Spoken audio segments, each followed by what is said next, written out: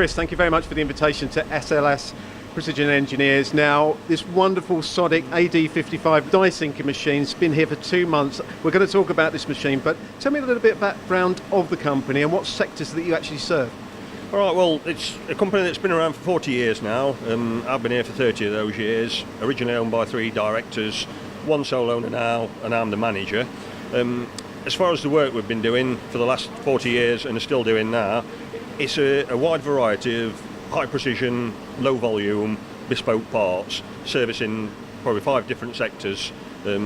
So it's a complete variety of work and different aspects of machining throughout the shop. The spark rotor being one key part of the whole process to provide a one-stop shop for small volume parts. Now, recently you've invested in this brand new Sodick AD55 linear motion die sinking machine from Sodi-Tech UK. Now, there is a lot of other EDM machines in the marketplace, but why did you opt for Sodick? Well, we started out with Sodick 25 years ago, and they've just been solid machines all the way through. We want another machine that's going to last for another 20 years, and we're still going to be performing and doing the same jobs, same kind of work that we're doing now, and servicing our customers, which we've had for many years, and we hope still to retain in the future years as well. I mean, it's our first investment into the linear tooling side of it, and we're already seeing the benefits of it with some of the work that we're comparing it to what we've already done in the past. It's outperforming speed-wise, accuracy-wise, and the machine as well. Also, the wear rates we're getting on the electrodes, again, they're lasting far longer. So it's relieving pressure on other areas of the shop. So. And I think when you look at the Sodick machines, you know, they're very, very well made. You get a lot of backup from Sodi-Tech UK in reference to the training as well. 2 months in, are you pleased with it?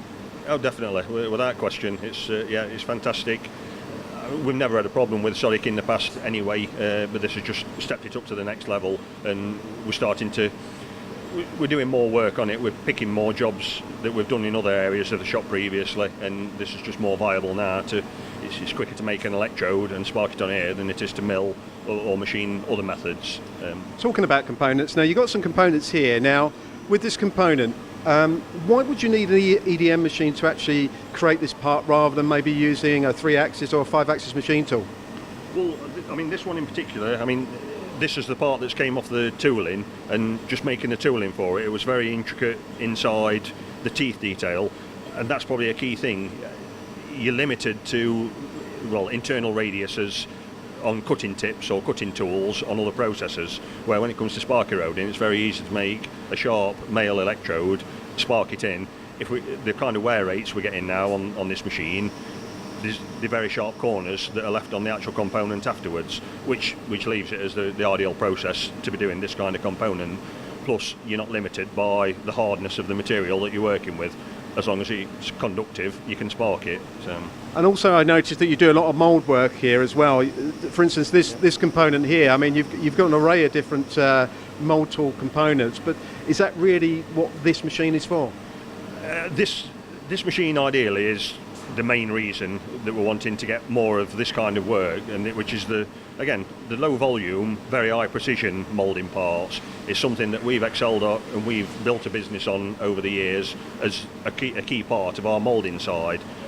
We've got many other aspects of doing the larger moulds as well, but this kind of machining, it is ideal for this scenario, and if we can capture a part of that market, then we've got past history there. That means we can be the leaders of the market. So with this investment that you've got on the AD55 linear motor, does it give you extra capacity to offer the marketplace?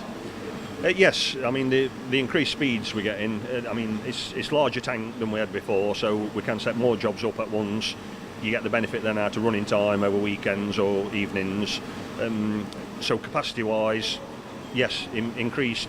It's small stuff that we do, so it's more about the multi-cavity, being able to retain the sharpness of the electrode and to do more cavities in one go as a massive benefit, and that's where we can then offer customers similar prices for 8 cavity rather than the 4 cavity, and so we're hoping that will pay back in the future and be a key part in winning more orders for this kind of work. And this type of machine is the larger one in the family, as I understand, but also it has a lot of components from the next level above. Yes, I believe so. I mean, this, I would say, is specific to our work. As a workshop, we're limited by the largest machine we've got. This has stepped up from the previous size we had, so we've just raised our game a little bit and expanded the envelope for the size of work we can do and the size of jobs that we can fit on this machine. And finally, Chris, for any engineers that are looking to outsource work, bearing in mind you've got capacity, what would be your message?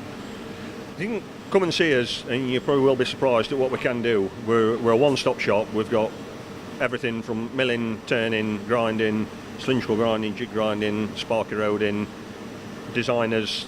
We've got everything, and we're engineers at heart. We enjoy problems, and we enjoy solving those problems. Great. Thanks very much for your time, Chris. Thank you. No problem.